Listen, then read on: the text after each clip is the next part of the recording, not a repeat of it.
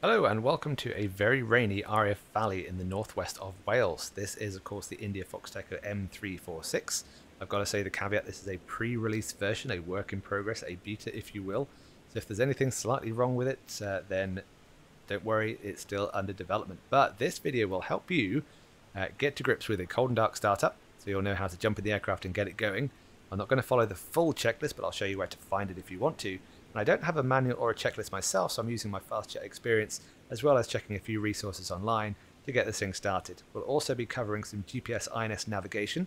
We've got a flight plan loaded that you can download from my website if you wish, and I'll put a link for that in the description. And we're going to check some autopilot functionality, as well as tour the Mach loop, because that is one of my favorite stomping grounds. And then to cap it all off, we're going to take this aircraft, well, in the first place we're going to find the good weather because we want to fly low level, but then we're going to take it into the bad weather, and I'll demonstrate what FastJet pilots do when they encounter weather at low level below their minimums, which is known as a low level abort. So whilst I'm outside, I'm going to take the opportunity just to show that extra bit of clutter that I didn't show in the first video. And if you haven't seen my first look video for the M346, I will put a link above now.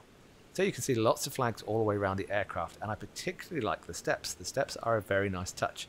Now they seem to disappear once you switch the power on. I'm not entirely sure when exactly they disappear, but again that'll be detailed in the manual, I'm sure. So without further ado, let's jump in the cockpit. So here we are in the cockpit. You'll notice the rain sound has disappeared. Again, that might be a slight bug, but you'll also notice the steps are here and they look really good. It's a nice touch. Ordinarily I'd shut the canopy, but I'm going to wait until these steps disappear just out of habit because you don't want to break the canopy. And we're going to have a quick over the rail check for all the switches. So the main ones I would check is to make sure the seat is safe with the pin in, the mass is safe. I'm also checking the parking brake is on, and I'll make the fuel shut-off switches to normal so that the engine will start properly when we get there. Second, I will start switching on the electrics, so the batteries can go on, the left and right generator can go on. That will boot up the MFDs for you, but to switch the HUD and UFCP, the front control panel, you'll need this switch and this switch, just either side of the box in the front. Switch to COM, that's the main menu, and you can see the rest is booting up nicely. On the MFD, now again, if you didn't see my previous video, I do detail the different pages you can find. This is how they default to the on position. So the systems page, i.e. the engine parameters in the right, the ADI in the middle, and on the left hand side you get INS and GPS. Now this is modeled in the fact that it will show alignment. Even if it's not in-depth modeling, you can follow the procedures of alignment if you wish, and we'll cover a little bit of that as we go. Before we start the engine, obviously we'd talk to air traffic, and you'll notice that now I've got the power on, the steps have disappeared, so let's shut the canopy.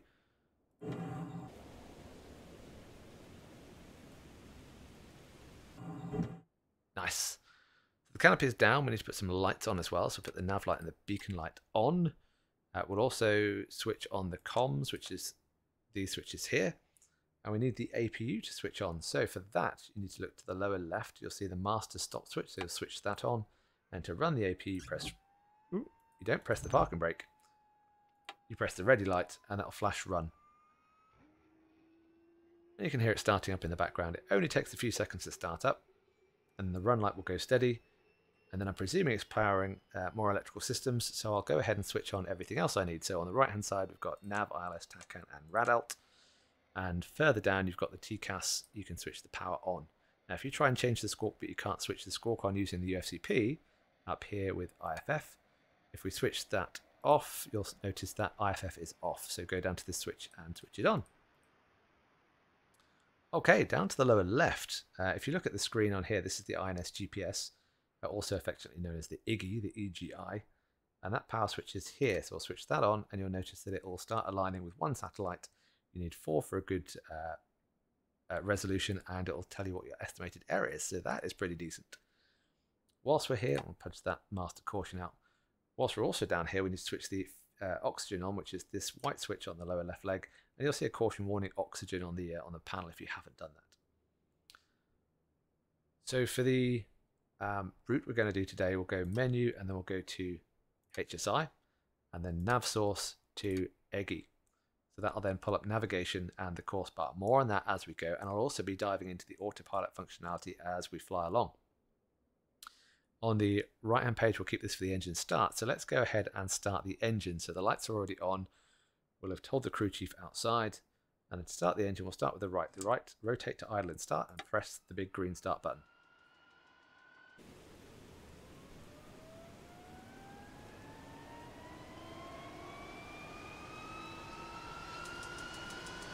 I love the fact the igniters, the sounds are modelled. Sounds really good. I have noticed that the EGT doesn't indicate until the RPM is quite high, which is unusual for a jet engine, but again, I can't comment on this specific airframe because I haven't flown it before. But don't be worried if you see a lot of rotation but not a lot of the EGT. Be patient, it will come alive.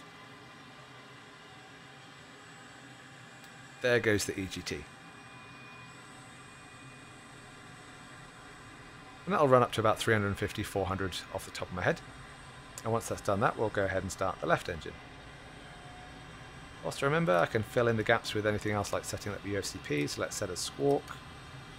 Let's set the steer point to... interestingly, you have to scroll down to go up in terms of this number. So steer point 2 is my low level entry point. So I've got that selected.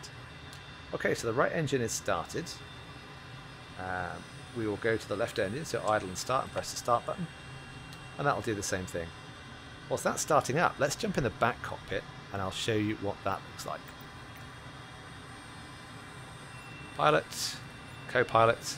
Ironically, mostly for training sorties, the captain sits in the back seat. And you'll notice it's almost identical, though you've got a few differences in terms of the main ones, less switches and more stowage boxes. And also you've got an ISS, an inter-seat sequencing switch. ISS, I can't quite remember what it means off the top of my head, my goodness. But essentially in both it means if the front seat pulls the handle... Not armed. Thank you for that.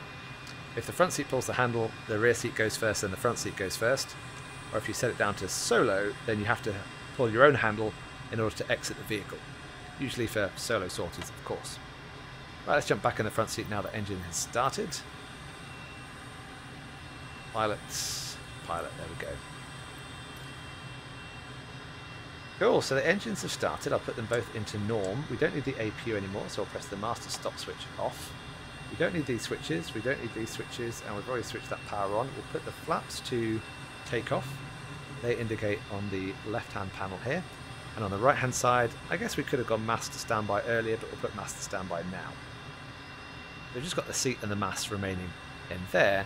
And I'm going to set up the airplane for the autopilot, and I'll do a time lapse so that you don't have to wait for me to scroll it. Unfortunately, you do have to do a lot of scrolling. The altitude is on the left, heading on the right, and then course just on the right hand side near the UFCP. And with the magic of video editing, here we are having set the autopilot up, so we've got 7,000 feet as our demanded altitude. I'll put my heading in the same as my course track of 150. I'm steering to steer point 2, which is my low level entry point. Can't remember the name of the town, but it begins with BARM. And that's the autopilot. We can check APFD. I've got heading and altitude selected, and this will be the autopilot's execute button. We'll do that in a moment. But I'm now at a point where I think I can start to taxi. I don't think I've forgotten anything, and if I have, I'll check prior to takeoff. So in order to taxi this aircraft, release the parking brakes a small bit of power and then immediately to idle, because it's so overpowered you'll find yourself at 50 knots before you know it. And I promise you the weather will get better. One of the good things about being a jet pilot, you tend to be able to fly far enough or high enough to get into good weather. So we'll say we've got clearance to enter and line up as required, and also clearance to take off. So I go through flaps, lights, IFF and pitot. So the flaps are to take off. The lights, I'm not going to play with any of the other lights because I'm not sure if they are properly functional at this moment. Like I say, it's a work in progress aircraft. Well, I say work in progress, it's almost near to release, but it's still under development. You know what I mean. So IFF, we'll check that. IFF is 4577 squawking. And pitot, I haven't found the pitot switch. I haven't got the manual, so if you know where it is, please let me know. And here we are entering runway 13. And the final things we need to do, as he tries to find the centre of the runway, about there. Wow, it's really raining, look at that. We need to do the mass, which is kind of moot because we don't have any external stores, but the mass is life, the canopy's down, and the pin we can remove, and the seat is now armed. We are now ready for takeoff, so let's go for it.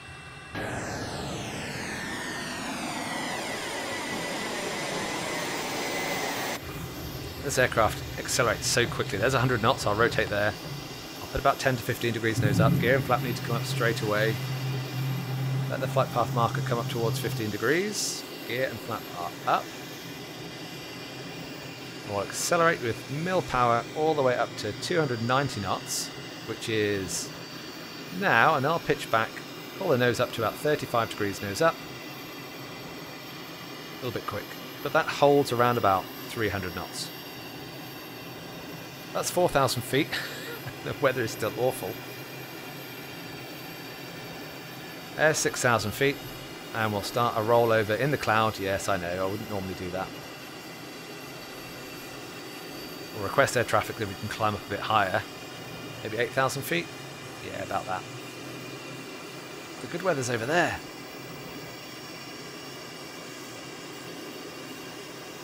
Beautiful. Okay, what's my heading? Well, I've gone a bit too far to the right. We'll go on course heading 160. We'll say, for instance, it's air traffic assigned vectors at this stage. That's 17. There's 16. If you set about 420 to 430 EGT, you'll hold about 450 knots at medium level. So that's decent. We'll now put the map display on our right hand side page. You can now see the route that we're going to take. And this is where we're trying to enter low level. The weather's a bit dodgy, so we'll cover that in a minute. We'll put the autopilot up to 8,000 feet because that's where we are. One heading hold, and we'll go autopilot back flight director, which is here. Autopilot is there. Why am I going that way? Heading altitude. Don't play with me, Al. Don't play with me. Last time I tried this, it worked okay. Like I say, it's in development. There might still be a few bugs here and there, but it seems to be tracking the heading. Now this course doesn't point directly to your next waypoint. It is the track in between the two waypoints that you're between. Okay, so it can be a little bit unusual because if I steered steer point and I went to the next waypoint, you can see it's 90 off, which is kind of strange. But that is why. It's the track in between the 2 points. Now if I went to, let's put the heading to the left, and I went to flight director and localizer, I would hope that we'll steer inbound and intercept the track, or the course. I'm not sure how the VS works, the vertical speed, but if you turn the altitude down, so let's scroll it down, you will start descending. So like I say, I don't have a manual, I don't have the absolutes on how to work it, but for now, it works a treat. You've got autopilot functionality. But the weather in front looks pretty bad, so let's switch off the autopilot. Let's have a look at our routing. Autopilot. We're over the Klin Peninsula, but I don't want to go into that. I kind of want to head this way and stick to the decent weather.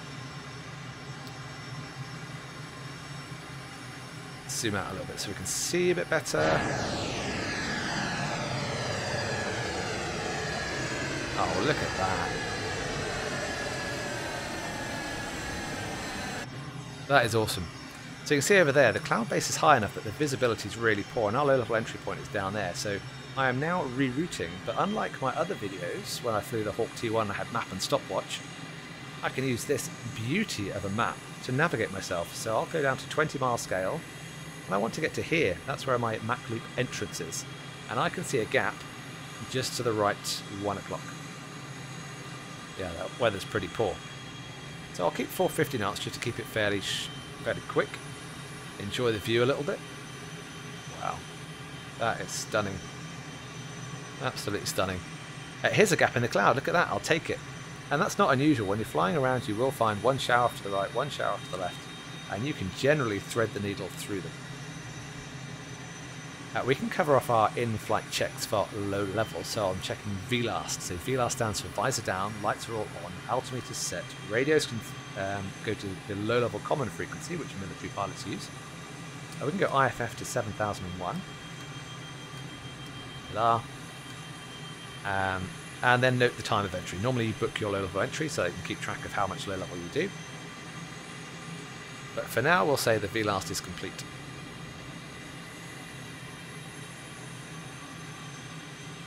Alright, so the next event is to get to the Mach loop, so I will use the steer function. So the steer point here, I'll scroll up to 3.mach, and like I say, this flight plan is available to download on my website. And you can follow it in this aircraft when you get it, if you get it. You can fly it in any GPS enabled aircraft, or anything that can fly a flight plan, you can follow it in the sim. So what I'll do now is I'll enter the Mach loop. I'll do one loop, it'll take about 3 minutes, but then we'll head to the west and go back into this weather. And that's when I'll demonstrate how to exit low level expeditiously, but in a controlled fashion, roughly as an example of real world procedures. So waypoint 2 is actually a town which is just here, I think, and the entrance is around about here. We're going to 10-mile scale. There we go.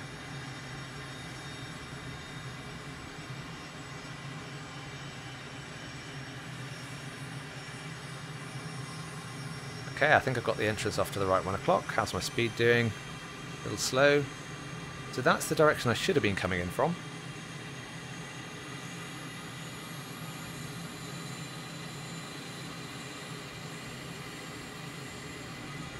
And here is my Mach loop.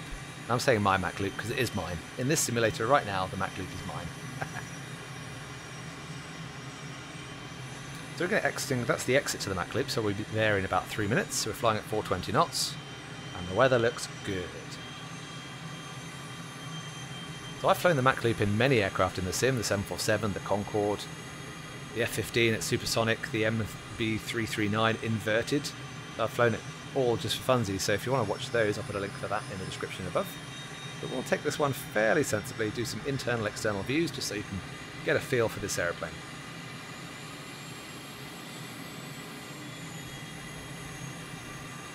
Now it does feel a little bit slidey around the corners. That's not a bad thing, but it does mean that you need to anticipate the turns a little bit sooner, because unlike a straight-winged aircraft, it does slide around the corners some. This is Chorus. We're heading south.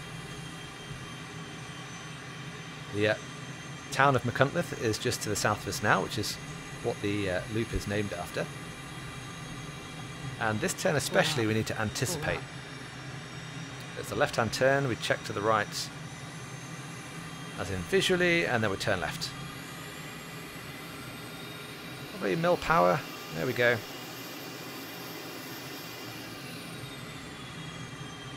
Beautiful. Even got the shadow down there just to the left at 11 o'clock. So at the risk of crashing, let's have a look outside.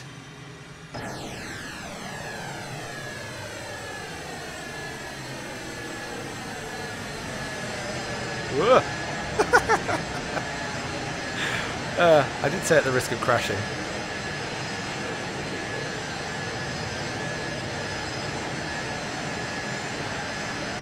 That's enough of that. That's enough of that. Alright, here we go. This is the northern portion. If you're still watching, thank you for doing so. If you are going to get this aircraft, let me know in the comments where you're going to fly it first. What is your first sortie going to be in this aeroplane? Also, don't forget to hit the like button. And even better, subscribe. Help support the channel. I'm very close to 9,000 viewers, so I'm very excited about that.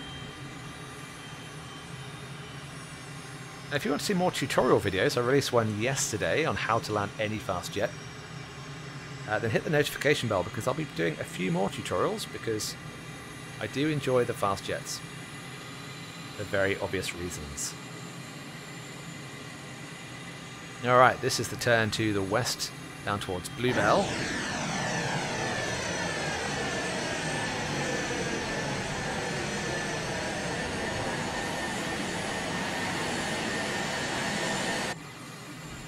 Right, that's enough of that. I'm not going to crash. I've made it okay so far. Let's play it a bit safer. Okay, here we go. So, at low level, if I remember correctly, your minimum visibility is 5 kilometers, and your minimum distance from the ground is 250 in general, from any fixed point. 250 feet.